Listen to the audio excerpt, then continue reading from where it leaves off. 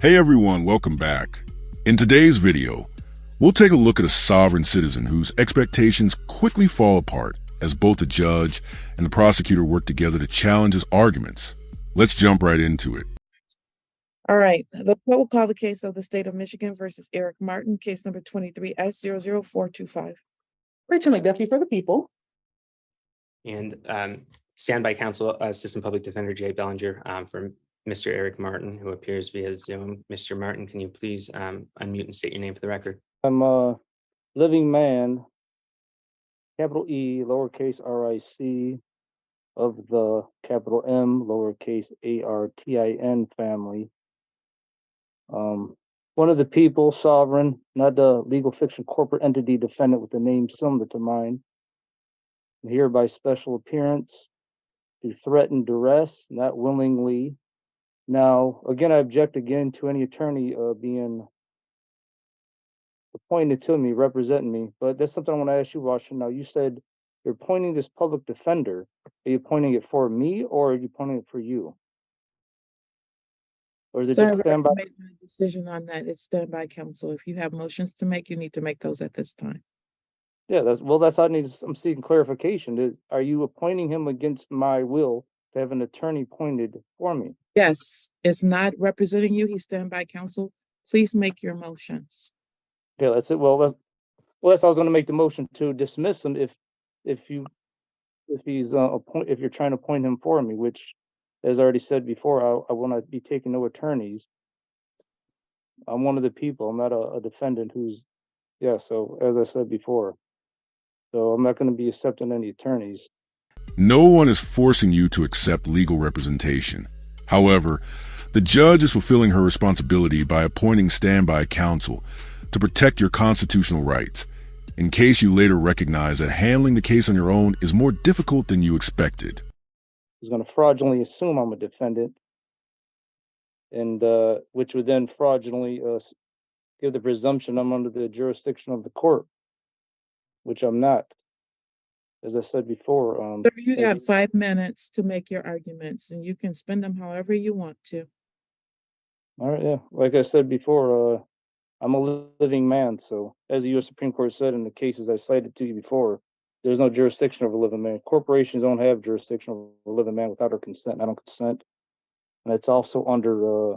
There's no consent under the Declaration of Independence of 1776.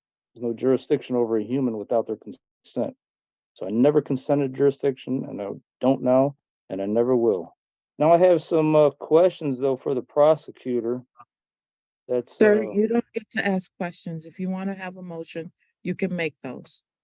well, I object to that. That violates my right to a due process.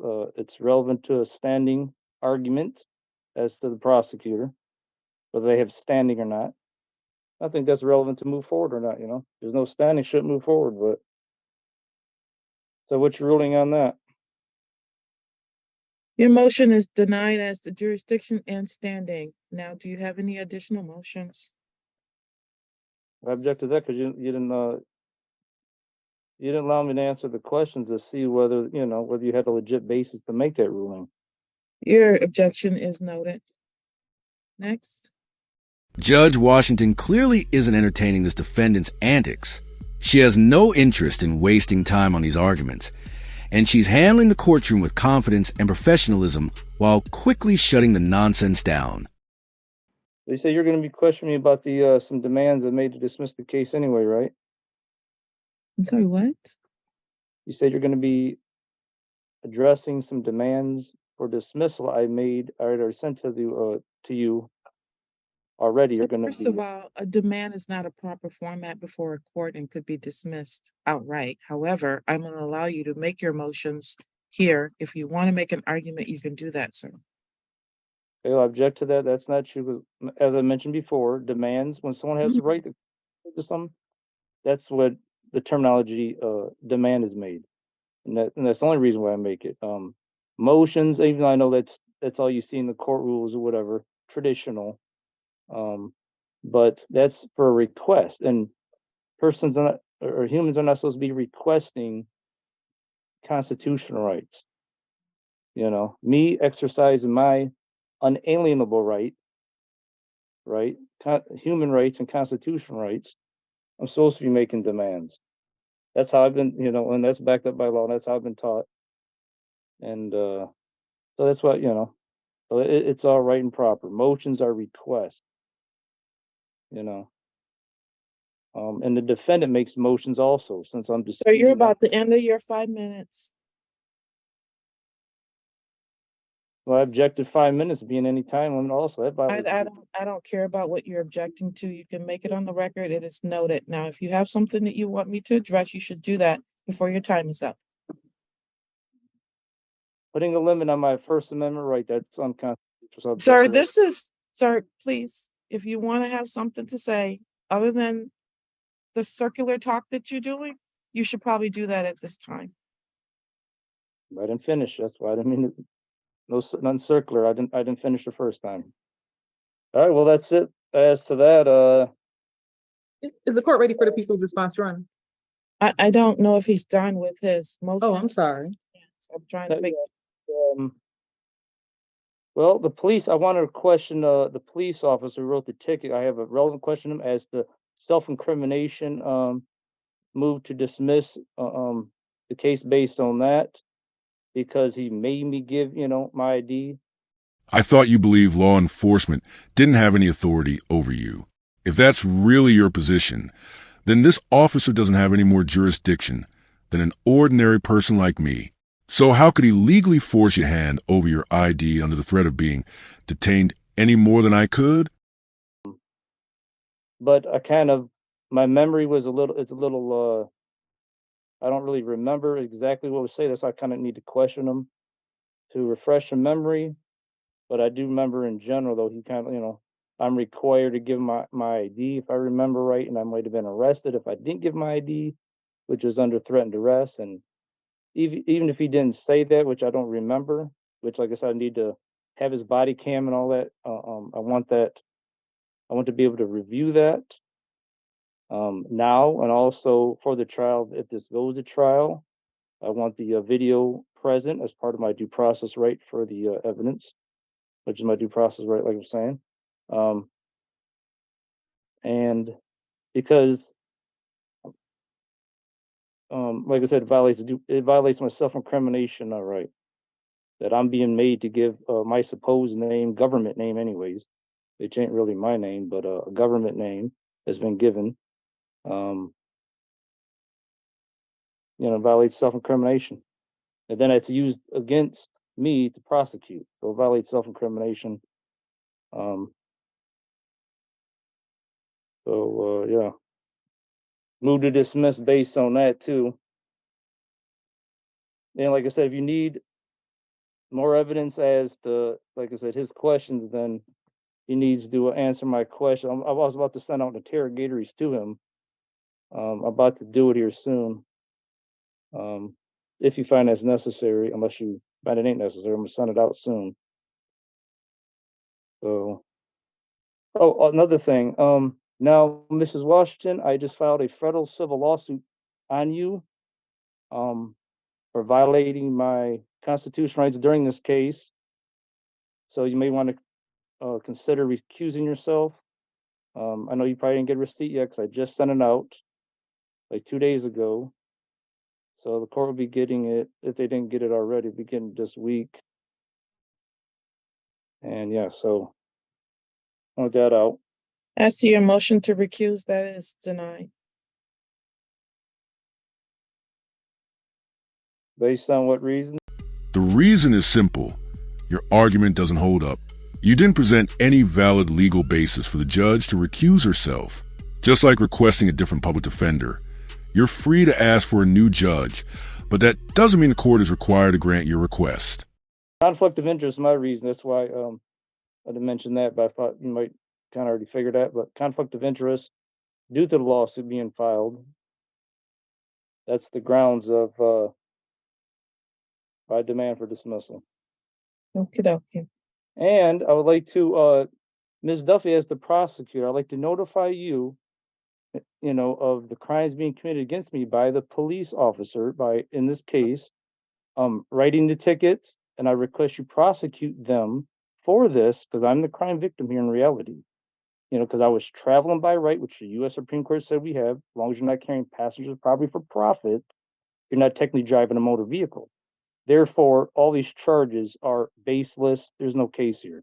So in reality, I was harassed, retaliated against for exercising my right to travel on my motorcycle, and then with these charges. Okay, so because they had no evidence that I was carrying passenger property for profit, which is what's required. That's the definition of a motor vehicle under 18 USC section 31 subsection 6 and 10. That's when a motor vehicle is a motor vehicle.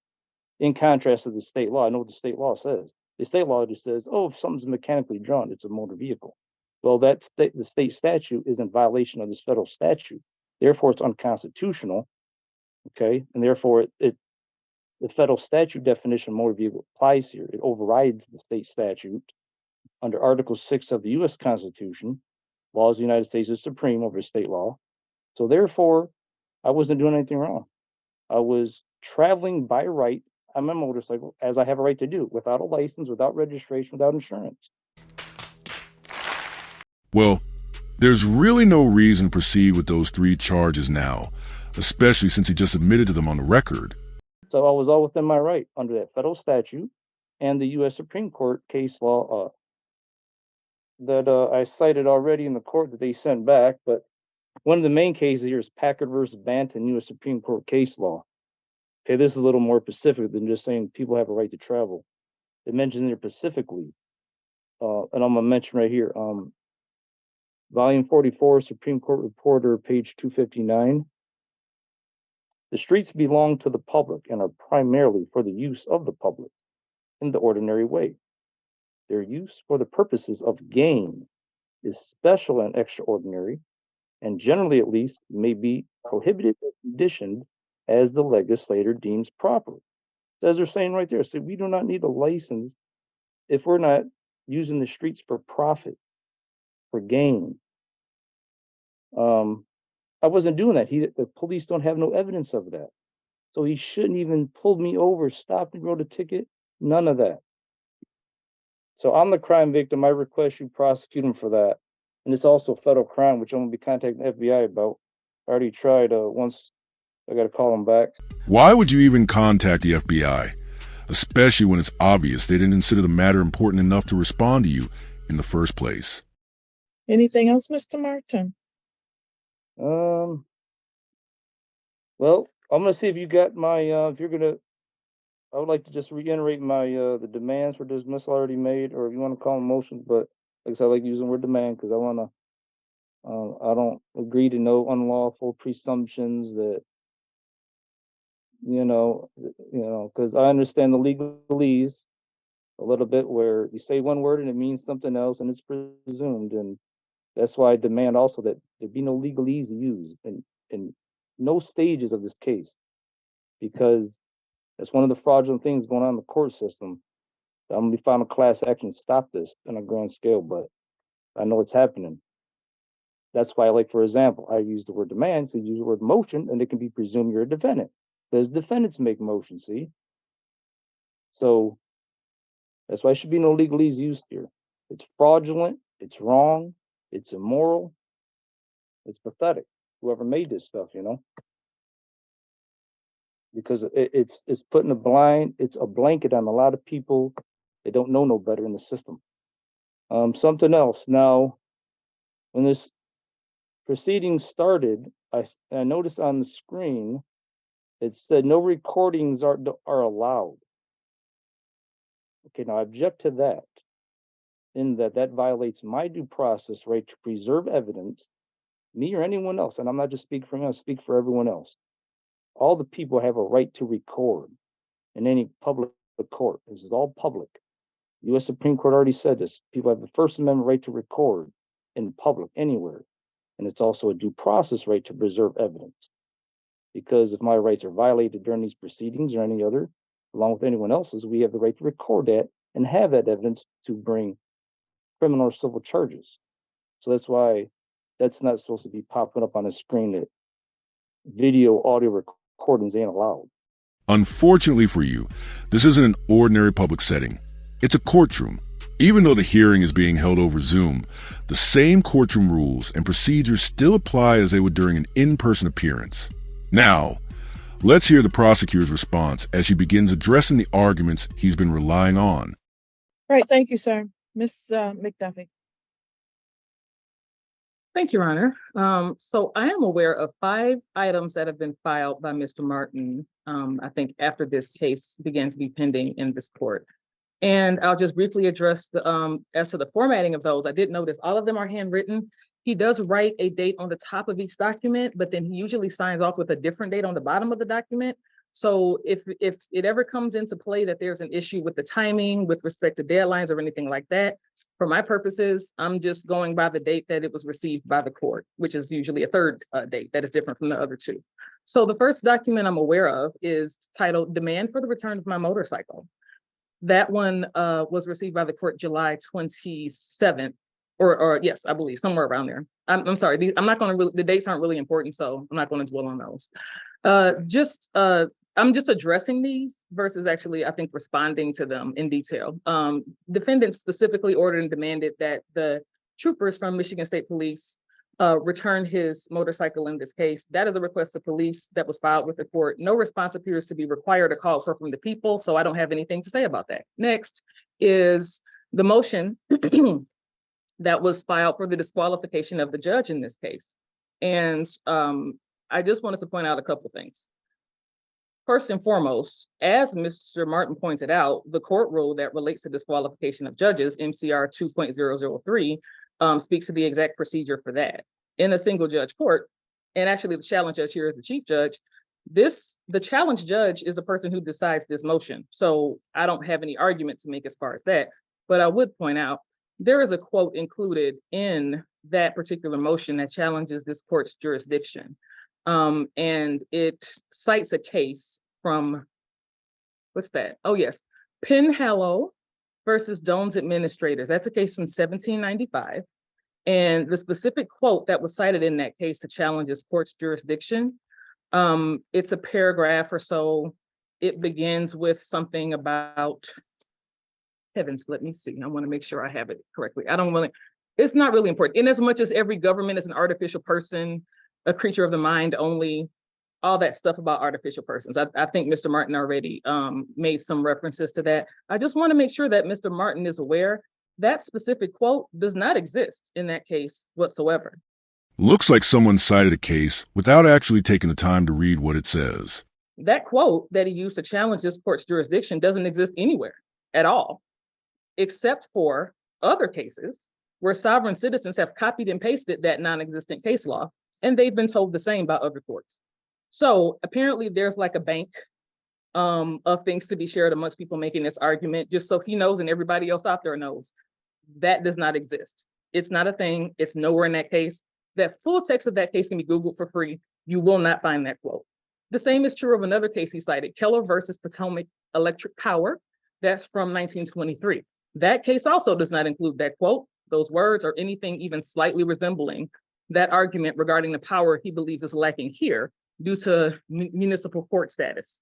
But FYI, the Michigan District Court Act of 1968 did abolish most of the municipal courts. 4 of them are left that they did allow to remain: Grosse Pointe Farms, Grosse Pointe Park, and Grosse Pointe Woods. All of those are in Wayne County. We're in Washtenaw. So just so that Mr. Martin is aware, this is not a municipal court.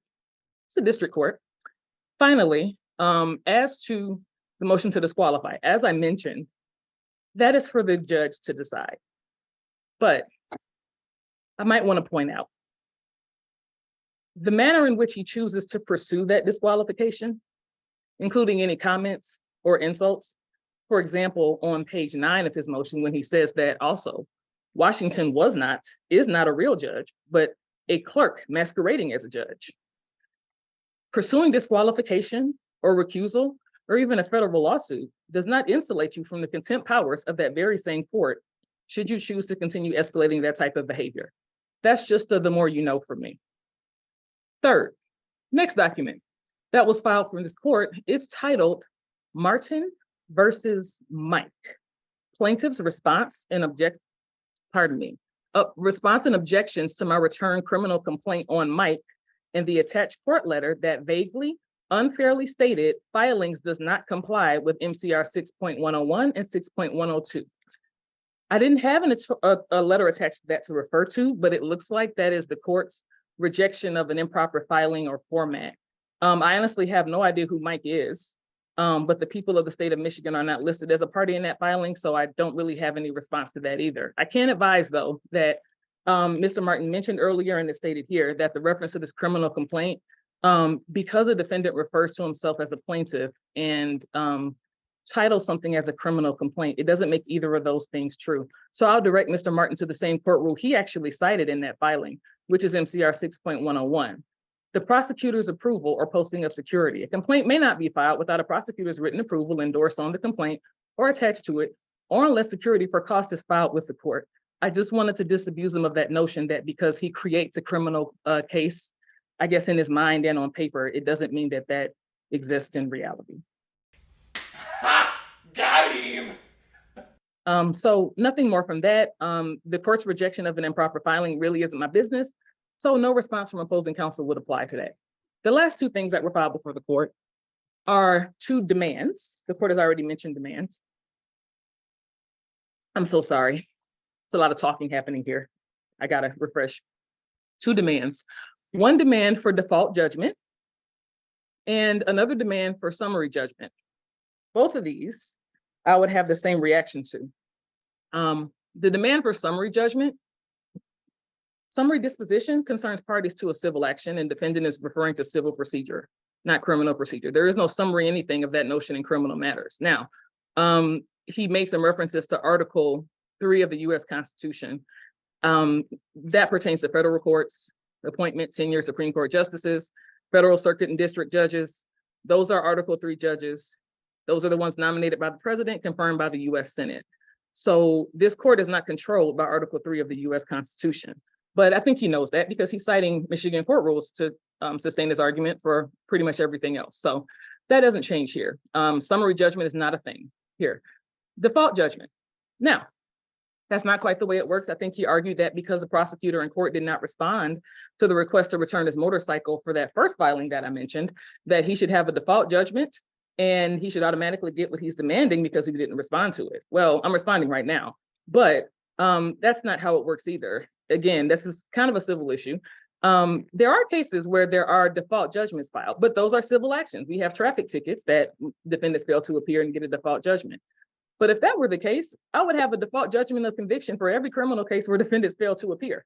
People are on bench warrant status for 6 to 20 years at a time. I don't get automatic default convictions. So again, that's really not what's happening here. So those are the 5 things that I'm aware of. Now, finally, if it were true that, as Mr. Martin stated, that federal law trumps all state law, and that all state law and state courts are unconstitutional, the state court system would not exist, and the US Supreme Court would not hear cases resulting from the need to interpret state law. Mr. Martin has yet to hear, as all of us do, of state constitutions and the power of the state courts that come from those being abolished. So his reference was correct, that there are people in this system who don't know any better and don't know what they're doing. I don't think present company is excluded from that. He really challenged the wrong person. This has to be one of the most memorable sovereign citizen courtroom defeats I've seen. And to make things even worse, she calmly reminds him that he's nowhere near the level of a trained attorney. Not even playing the same game, let alone competing in the same league. So on that note, Mr. Martin, if you want to continue without an attorney, you can, but I wouldn't recommend it. That's all from the people.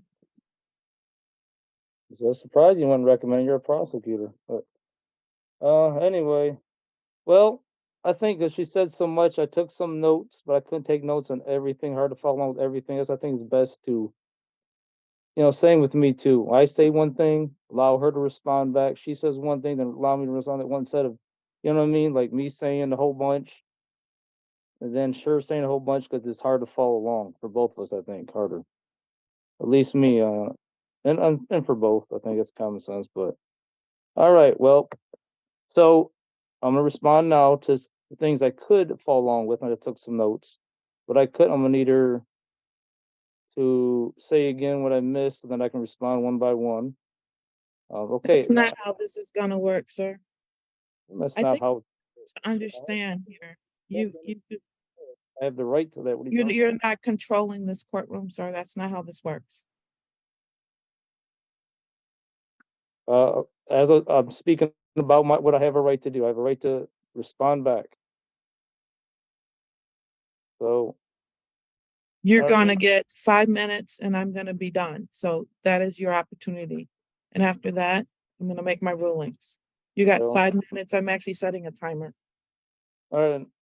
Again, I object to that again as being violates my due process right to the First Amendment. It's not supposed to be regulated by a certain time limit. My First Amendment right to say what I got to say, based on an arbitrary, unfair time limit. Sir, in a minute, you're pushing towards being in contempt of court. You got 5 minutes. You can make your objection, which you've done. You have 5 minutes. Now please move forward.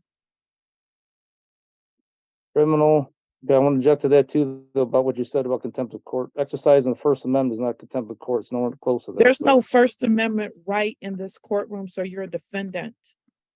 You need to actually do what is requested of you, and I'm giving you an opportunity to make your argument. As to the criminal complaints, in response to what you said about that MCR, the refusal to act on my criminal complaints that I filed because of MCR 6.101. And now, first of all, it violated my due process right, obviously, because they didn't mention a subdivision, a subsection of that rule. There's many subsections. Okay. So I'm still left in the dark in what specific subdivision subsection it is. And all those apply to specific fact situations. So that was the first due process violation right there, just mentioning that too vaguely general. Number two, but assuming it was based on not paying a fee or whatever, I think like she mentioned, or getting a prosecutor's approval. Okay, if it is for that reason, those reasons are unconstitutional and therefore it's invalid. That court rule. That's why I'm going to file a class action actually on the court rule. And I'm going to get that court rule and get up out of there because it's not legit. Why it's not legit? Because as I cited in there, I'm pretty sure I cited in there. If I didn't, I have to check my paperwork. But I'm pretty sure I cited in there, or I was waiting to respond back if I didn't already.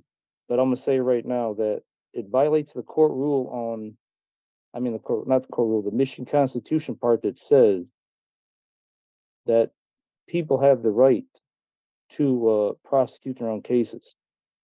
In Article 1, I forget the exact section. But I mentioned in my paper, in some future paperwork anyways, I know that if I didn't do it on this one, in the very first one, because I didn't know, what the hell subsection it was talking about. They didn't mention it, but I know I mentioned in some later ones sent to you guys. But anyway, so yeah. So it violates that right. And also the US Supreme Court case Murdoch versus Pennsylvania. And I got the volume number, page, and all that. I think I cited you guys before in the paperwork. It says that you cannot deny someone's constitutional rights by trying to make them pay money for something. I always find it interesting when they rely on actual case law because it makes it much easier to explain where their argument goes wrong. In this instance, they cited a case I'm very familiar with from seeing it repeatedly in sovereign citizen cases. Murdoch versus Pennsylvania wasn't about a constitutional right to travel at all. It was a First Amendment case involving religious individuals going door to door to distribute and sell religious literature. The issue was that the licensing requirement placed a burden on activity protected by the First Amendment. If the materials hadn't been religious in nature, the licensing requirement would likely have been valid. The court's decision focused on protecting freedom of religion and free expression, not creating a broad right to travel. After all, every constitutional right has its own legal scope, and this case was about First Amendment protections, not travel rights. A right's a right. Bringing something to the court's a right, be heard is a right. I don't have to pay money for that, criminal or civil case. Okay, so it violates due process. So all that's legitimate. They're illegitimate, that is, their arguments are using for that. Supposed to be acted on regardless of a prosecutor's approval or not. Okay, anyways, now as to her asking who's Mike, he's the manager at Area Towing. But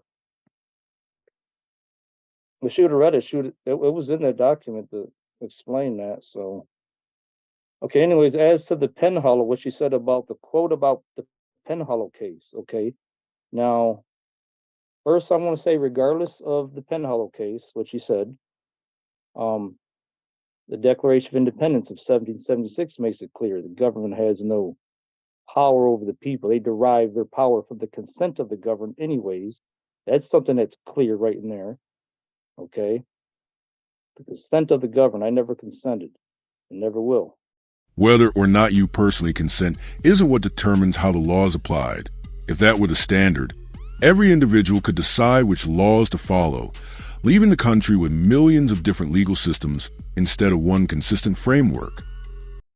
So, number two, now, her saying about the quote, I was just recently going to the law library. I'm going to need more time to respond to that. But I didn't have enough time to go over the Penhollow case. But if I remember it, I was just in the law school law library recently trying to verify that quote. Because a lot of these quotes that I got, that I'm citing in the court, some of them I have read and some of them I haven't. This Penhollow case, I'm not sure on that. I admit that. I have to double check myself because a lot of these I get online, YouTube, and a lot of them have been shown up to be legit because I go to law library and I double check on them, the quotes. In the Penhollow case, if I vaguely remember, I think I did have a problem myself finding that quote, saying that exactly like that. But that's not saying it doesn't stand for that proposition. I'm sure it still does. I just got to go back to the law library and read it again. If I did read it, I kind of don't remember because I got a lot of stuff I'm doing. But yeah. So bottom line, I gotta check up on that case. So it'd be premature to rule on it yet, as to whether that Penhollow case is illegitimate to stand for that proposition. But I know U.S. Supreme Court cases still say it because it's all based off the Declaration of Independence. And so there should be no doubt on that. And U.S. Supreme Court cases exist that say that Declaration of Independence is part of federal law, United States Supreme Court law, and it's the basis of the Constitution, so it's legit. That, as to the proposition that governments have no power over a human without our consent. All right, now, as to the summary judgment that she mentioned, Chapter 2 doesn't apply. That is not true because since there's not a summary judgment in Chapter 6 of the criminal rules, then I forget exactly where it mentions that, but it's in the court rules or another law. But I remember reading it, it's been a while, that they make it clear that where there's not a relevant or similar proceeding in Chapter 6, then Chapter 2 is used for criminal cases. So that just totally it's not true. So the summary judgment, it does apply in criminal cases because there's nothing in Chapter 6. And regardless of that, in regards to the court rules, you got to remember court rules the Constitution is the top dog anyway. That's the top law anyways. And due process right to have some considered and ruled on and denied in my case. I mean, the case dismissed because based on my constitutional rights. That's just something I have a right to anyways under the Constitution, regardless of court rules. Because the court rules come after the Constitution anyways, and they don't always follow the Constitution. All right, 5 minutes are up. All right. So I got more to say, but so I'm gonna move for an extension of time on that, based on my First Amendment right. I got some more to say. I'm sorry, Mr. You wanted to move for an extension, so I just want to be. Are we selecting a jury next week or no? It sounds like he wants to talk more. He does want to talk more, but I'm not adjourning it for that purpose. I am done with these motions. The motion in this particular case to return the motorcycle has already been addressed through the court regarding the fact that the court doesn't do that. He also filed lawsuits against individuals. Those were also rejected by this court as improper. And those, there's nothing to really address about that. It's already been decided. His motion to dismiss is denied. Despite his understanding of the law, and I'm not certain which law school he went to, summary disposition does not apply to criminal cases and is denied. And same is true for default in criminal cases. That is also denied. Jurisdiction is with this court, as I've ruled before, and I will not be addressing this issue again. The motion to dismiss is denied. Denied, denied, denied. 3 words at sovereign citizen arguments. Seem to hear in court again and again. There was one point that he did make with respect to due process that is going to compel where we go with this. He does not get to question officers except for in a trial. However, he is entitled to discovery in this case. And he mentioned that he did not receive a copy of the video, if there is a video, or if there's body cam, he's making a demand for that. And he is entitled to have a copy of any body cam that exists in this case and a copy of any police reports that exist in this case. So those items need to be turned over to the defendant so that he can properly prepare for any trial. And trial right now is scheduled for 1 week, so I don't think it would give him a proper opportunity to prepare. I will remove this from the trial docket for this upcoming week to and there is one place in which criminal cases does have a demand, and that is a demand for discovery. So I think he is making that demand for discovery, and I am going to require that the prosecutor provide him with that. Absolutely, Your Honor. I think the issue was the standby counsel and him rejecting representation. So normally this is brought to the PD's office, but since I think it's been reaffirmed today that I'll figure it out. We'll get it done somehow. What do you have an email, or are you just gonna, Mr. Martin, are you requesting to have the documentation sent to you via mail or email? How do you plan to receive it, sir? First of all, I'd like to refer to me as Mr. 'cause I understand that's another one of the term Mr. is another one of the what's the words I'm looking for? I forget what it's called here. All right, you can, you would like to figure it out to get him that documentation, and I'm going to give you a new date. Legalese term, that's the word I look for. The Mr. is a legalese term that's fraudulently assuming I'm a defendant and all that. But anyway, so Yes, my Your Honor, while you look for that date, I will just state on the record, if Mr. Martin, Eric Martin, living man, the individual sitting here before me today speaking, if you would like discovery, I would highly suggest that you give the court an email address or some method by which we can deliver that discovery to you. Because I'm not trying to keep it from you, but if you don't help me to help you, I can't get it to you either. I'm gonna give them my address, and I'd rather do it through my physical address here at the home. I just wanted to object to the term first. That's all. Before I forgot, or you guys keep going on. Don't let me do it. But so that's also a reason I'm gonna move to that you should grant that they give my motorcycle back to me so I have transportation to get there. And again, now remember, you said you have no power to decide on if I remember right, that's the word you use. No power to give my motorcycle back, but you do, and not just power, but an obligation under the Constitution, because it was took in violation of my constitutional right, because it's my private property.